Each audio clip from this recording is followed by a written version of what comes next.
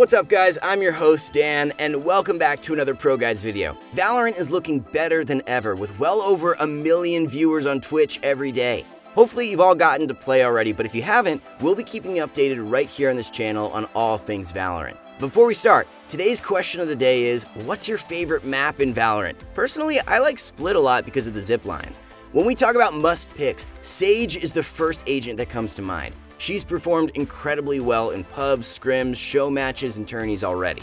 Having the only ally healing ability in the game so far sets her far above the rest, and she's definitely an agent you want on your team. So today, we're bringing you the only Sage guide you'll ever need. Her signature ability, Healing Orb, is on a 36-second cooldown, meaning she'll have multiple per round to use. Being the only ally healing ability in the game so far, heals are what makes Sage who she is. Pistol round is where this ability is at its strongest. Attackers often clump up and rush a site, taking fights together. Since not all pistols are one shot to the head, teammates who fall really low HP can just get healed and continue rushing. Keep in mind you can heal yourself with this ability if you have no other option than to go in first. Also, you can mouse over your teammates in-game to check their health, which is useful to see if they need a heal. The longer Sage is alive in the round, the more you can use Healing Orb, getting more value overall. For this reason, Sage never wants to be the first person in on an attack, nor the person in the far back watching flank. She wants to be in the middle of the pack, always able to fight alongside a teammate. That being said, it's okay to play solo with her if you're confident you'll win your fights. Next, her Slow Orbs. These bad boys are always worth buying. Slow Orb is a projectile slow that shatters on impact with the ground, spreading an icy slowing field. Players stuck in it are slowed by 70% and give off a loud crackling audio cue when moving. Keep in mind that you and your teammates are affected by it too, so make sure not to confuse your slow and healing orbs. I've done it a bunch. I mean, they look exactly the same, come on, Riot! Slow orbs are good on any round, but defender side pistol rounds are excellent for Sage. If she hears a rush, she can throw down a slow and stop it in its tracks. If your enemies decide to push through a slow, just peek and headshot them while they're stuck. The orb can also bounce off walls to slow areas you don't want to peek. Slow Orb is truly one of the best abilities in Valorant and will remain a powerful tool to hold map control. Sage's Barrier Orb is a wall she can place to block off choke points, buy space for Resurrect, or a few other tricks we'll talk about later on. Barrier is even better than a smoke in some ways because it's completely impassable by your opponents. It can be used to help you cross to a site, get a safe plant, or block off a flank. Finally, her ultimate, Resurrection. This ultimate has guaranteed value, which is rare in Valorant and will be the tipping factor in rounds you absolutely need to win.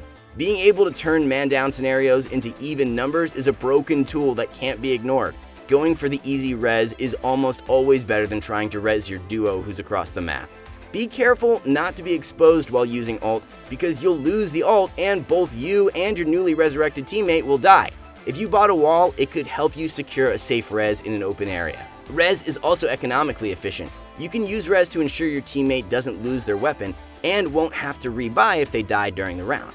Another tip for this ability is not to hold onto it for too long. The perfect opportunity is rare, and using it within a few rounds of getting it means you can start working towards getting another one. Ultimate progress resets at halftime, so there's no reason to hold it on the last round either. Tips and wall tricks. Sage is very versatile, and knowing a few tricks can make a huge difference in your gameplay with her. Wall boosting and wall peeking are advanced strats pros do every game and stem from the versatility of her barrier ability. The wall has an interesting property that players will stay on top of the wall if it's placed underneath them. This leads us into Sage's first trick, wall boosting. Here's how it works. Sage uses barrier under an ally or herself to peek over a box or reach a cheeky spot. We'll show a couple examples of how useful this can be, especially for teams without movement abilities. Haven's B and C sites are two of the most notable examples because the box height is intentionally low enough to wall boost. On B, you can get a really tight headshot angle into window by boosting behind the bomb site. Remember that most characters can't reach a high ground on their own, so being able to put them in weird spots will often throw your opponents off guard.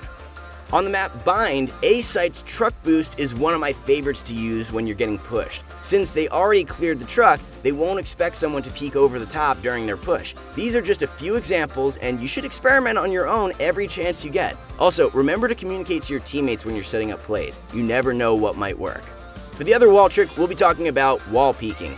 Wall peeking is when you boost yourself or your team on a normal angle to throw your opponents off and win the fight. This is best used when you know where an enemy probably is, especially if they're aiming right at your corner. Peeking on an elevated wall means they'll have to adjust their crosshair, and by that time, they'll be dead already. This trick works almost anywhere that you won't wall yourself into the ceiling. If you do, that section of the wall will break, dropping you down and wasting the wall. Our experts are using this trick to take mid control on split and bind, where your opponents are often pre-aiming you. Just like wall boosting, experiment as much as you can and try a variety of angles. If you wall further out of the corner, you can even boost multiple players to double or triple peek at angle. As long as Sage has the only strong heal in Valorant, she'll be a must pick. For that reason, we expect to see some new healer agents in the future to balance her out. Sage is best used in the hands of someone with initiative. If you're a shot caller or want to try new strategies every round, Sage might be the agent for you. Make sure to check us out at ProGuides.com, where we'll be adding Valorant coaching very soon to make you the best players you can possibly be. And that wraps up our complete Sage guide. Thank you for watching to the end, and make sure to subscribe to the channel for more Valorant tips, tricks, and guides. Let us know in the comments what agent you want to see a guide for next. Thank you guys again so much for watching. If you want to find me on social, you can find me anywhere at @DanielAmmerman, and good luck with your grind. See you guys out there soon.